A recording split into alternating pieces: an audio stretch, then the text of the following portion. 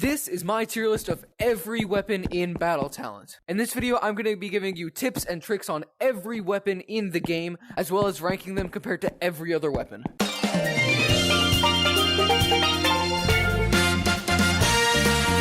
Okay, we're going to start out with the magic-based items, starting out with the Ice Wand. This is a weapon that by consuming mana, you can summon an ice sword and either just pull it off the thing, or you can shoot it. And when you hit an enemy with one of these ice swords, they are frozen. You can't move, and you can just hit them, and then they die as soon as you hit them, pretty much.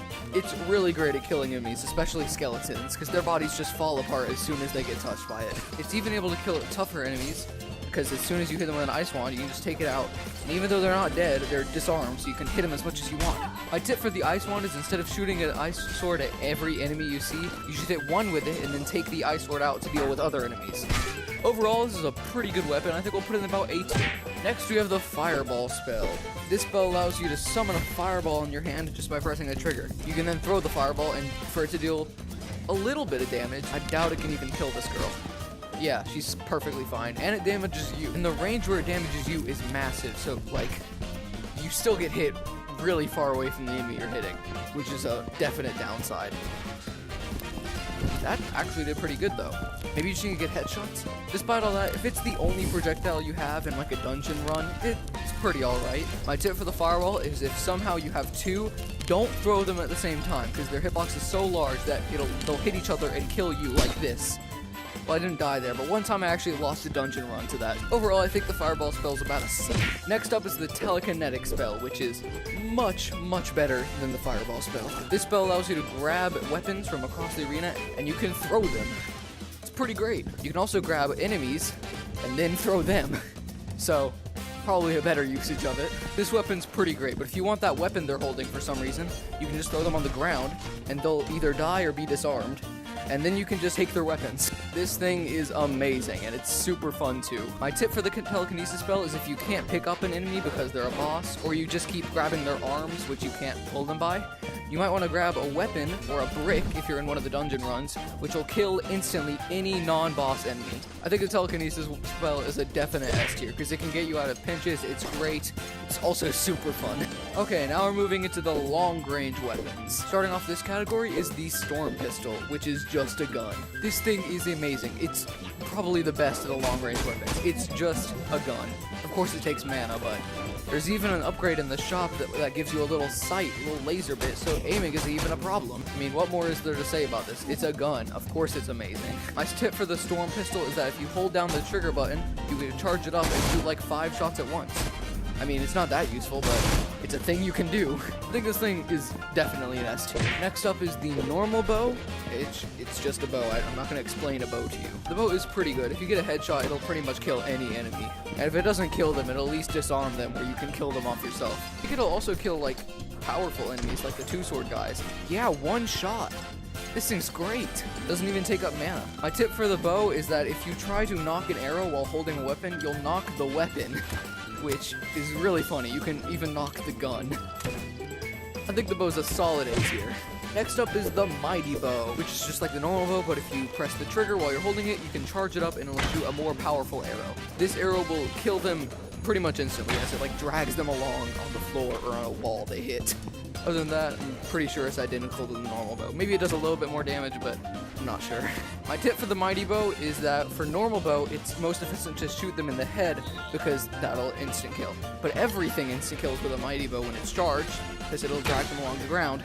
So you're better off aiming for the chest because that's where it'll be the easiest shot to hit. I think the Mighty Bow is also A tier. It's pretty close to the normal bow, but not that much better to warrant a tier upgrade. Okay, next up is the spears. We're going to start out with the normal spear. This is just a spear. I don't think I need to explain any of the other weapons other than the magic ones. You can hold it pretty much anywhere, or you can use 2 hands, you can use 1 hand. It's very versatile, but I find my problem is that it's kind of hard to actually get it to stab. It normally just knocks them over. It can kill the little trolls pretty easily, but if we try to get someone who's a little bit stronger, I bet you it wouldn't kill. Yeah, it's not doing much. I mean, there are weapons that could have done that easier, but if you're just starting out with it, it's not that bad. I don't like it. It doesn't feel good though. It's terrible on armor. It can't break anything. It's also not great at like getting past their defenses. But once you get past their armor, it does a pretty good job. As I fail to kill. There we go. My tip for the spear is that if you've ever tried throwing it, you know it doesn't work. Fuck you, it actually worked once. My tip for the spear is that if you've ever tried throwing it, you know it doesn't work. But what I found is that if you start at your hip and throw outwards, it works a lot better. Like, it actually flies clean. It's pretty good for throwing once you figure that out. But I think it's gonna be a B tier. Next up is the Thunder Spear. This is just like the normal spear, but after you charge it up using mana, you have a chance every time you hit to start lightning that'll kill a lot of things. So now it's charged it up, and if we hit this guy enough, we'll get some lightning, which will run around and deal a bunch of damage. Other than the thunder quality, it's exactly the same. When I use it in a run, I normally just pull it out to spawn some thunder to give me a little bit of a help, and then I put it away and use my actual weapon. My tip for the Thunder Spear is that the lightning, when you spawn it, bounces around. But if there's only one enemy, it'll just stay on that one enemy, doing a ton of damage. Try to separate any stronger enemies you want to kill so that it just hits them and doesn't spread out the damage. Overall, I think the Thunder Spear is a little bit better than the normal spear, so I'll put it in A tier. Last of the spears is the Night Spear, my personal favorite of the spears. This thing, when you charge it, you can use mana, and you'll go super fast. Also, if you get 2 of them, you can go even faster, and this is actually just uncontrollable. I got this in a dungeon run once, and I was constantly running into a wall. So I think I died by falling into a pit in that run. Other than that, it's just a normal spear, but because you can charge, you just run into enemies and kill them really easily. The only problem with it is hard to run into enemies that are a little bit taller, not like the trolls. You'll normally just slide right off them, which brings me on to my tip, which is if you're sliding off enemies a lot, once you get close to them, just kind of wiggle the spear just a tiny bit, and I found that usually lets you stab them when you normally couldn't. This thing's a definite S tier. It's so much fun. Okay, that's the end of the spears. Now we're on to the daggers. First up is the bleed dagger. This is just a normal dagger, but if you hit an enemy with it, they'll keep taking damage until they eventually die, which I'll show here. See, now he should be bleeding out. He'll die in a second. Like that. It's pretty good for throwing, like unusually good. I mean, all of them are pretty good for throwing, but this one's like, I feel like it hits its mark, like sticks the landing more than other daggers. Other than that, it just feels really good to control. My tip for this thing is because it deals continuous damage, you can just hit a really powerful enemy, then go deal with some weaker ones while you just wait for him to die. I think this thing's pretty decent. Probably an A tier. Next up is the arming dagger, which I'm pretty sure is just like the normal dagger. This one's a little bit longer than the bleed dagger. I feel like this thing's good at like getting behind their defenses, like when they're blocking. It's not great for throwing. I feel like it flies really slow. My tip for the arming dagger is because it's not great at throwing, it'd be a lot better to use it at close range. And all the daggers are pretty easy to control, so if you think it's hard to control like a longer sword, you might want to just use the arming dagger. Next on the daggers is the rule dagger, this dagger, I don't know how to pronounce it. This one's just another kind of average dagger. I mean, most of the daggers are pretty much the same, except for the bleed dagger. Is it good at breaking armor or something? Doesn't seem great at breaking armor. Can't even break this guy's chest plate. There we go. Okay, it shouldn't take 3 hits to break some armor though. My tip for the Rule A dagger is it's pretty good for throwing because the hilt is so small, it'll pretty much always hit if you don't hit armor. I think it's still gonna be pretty bad. Say about D tier. Okay, next up is the blunt weapons category, starting out with the normal mace. This thing is pretty bad, I just know from experience, and I don't really know how powerful it actually is. It just doesn't feel powerful. I guess it's kind of good for breaking armor. That's really only the good thing I can think of for this weapon. I'm trying to think of something, but I really can't. The tip for this is that it's best for like long, wide strokes in hopes that you'll like knock them over. But really, don't even bother with it. This is our first F tier. Next in the blunt weapons category is the goblin mace, which is so bad it's not even spawnable. I have to go get it from another enemy. Excuse me, sir, can I borrow this permanently? Thank you. Don't use this.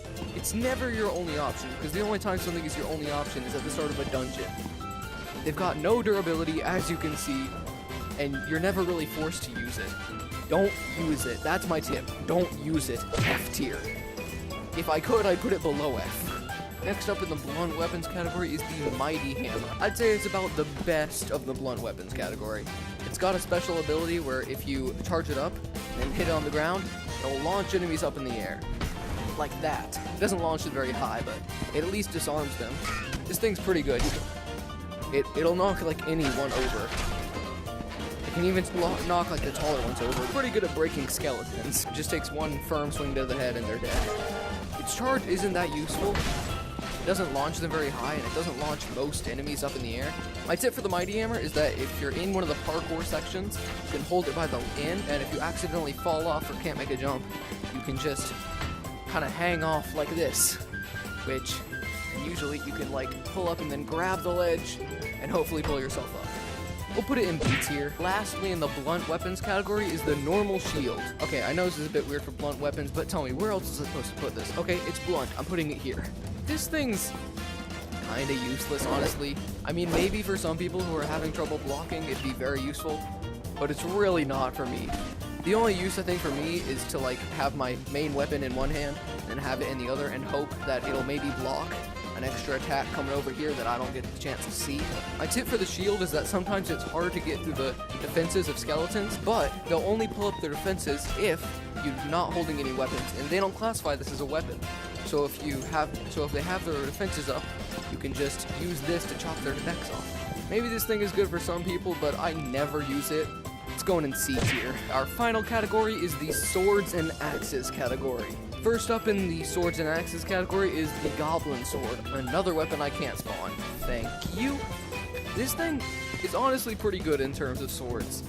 I feel like it deals a lot of damage. It's great for chopping off arms. The little curve at the end makes it good for getting behind enemies' guards. I feel like it does a lot of damage. It's good to control. It feels great. It feels really powerful. The only problem is that if you use the end to get behind someone's guard, they might get stuck on it, which leads me on to my tip, which is that if they get stuck on the tip, you can just put it in your holster and then pull it back out and it'll be off. I think this thing's pretty solid. I'd say it's B tier. Next up is the long falchion. I'm just gonna say falcon. This thing feels really good. It's got super long range, which is a good thing, and it feels like it does a lot of damage.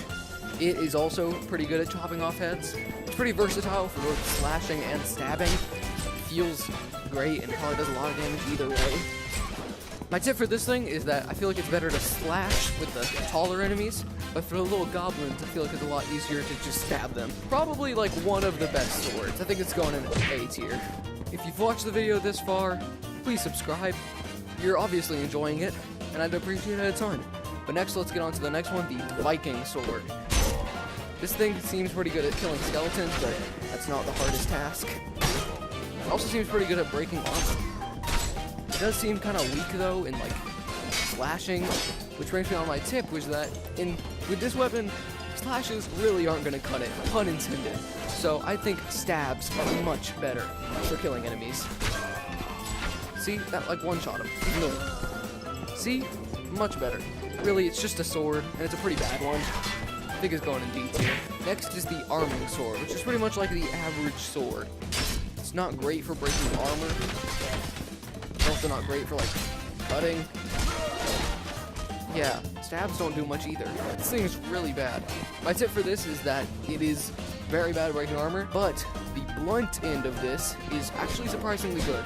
So if you're ever having trouble killing a skeleton or something, use the blunt end of this to break his helmet and then just finish him off. Even with that though, it's still really bad. I think it's going in D tier.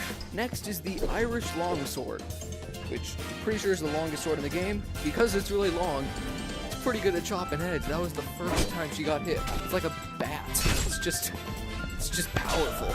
Personally, I don't like using two-handed weapons though, but my tip for this is that if you're going to use it with one hand, instead of doing horizontal slashes, use the vertical slashes, because that makes it easier to control. I don't know why, it just feels like, oh my god, let me test my point.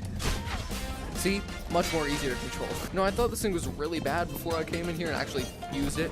I'd say it's like, probably B tier. Next is the wind sword, one of the very few magic-based weapons in this category. This thing, when you have mana, and you slice it fast while holding the trigger, will create an extra little sword, which is incredibly long. Definitely. And this is pretty powerful. I'm pretty sure it's more powerful than the actual sword. And it's not like bound by physics or anything, so it's great for getting past enemy defenses. The only problem is that it sometimes just doesn't hit. I'm sure it's something about the collision and how it's detected, But that brings me on to my tip, which is sometimes it doesn't hit. So instead of trying to go for headshots that would deal more damage, probably go for torso, because that will deal more damage since it will actually hit most of the time.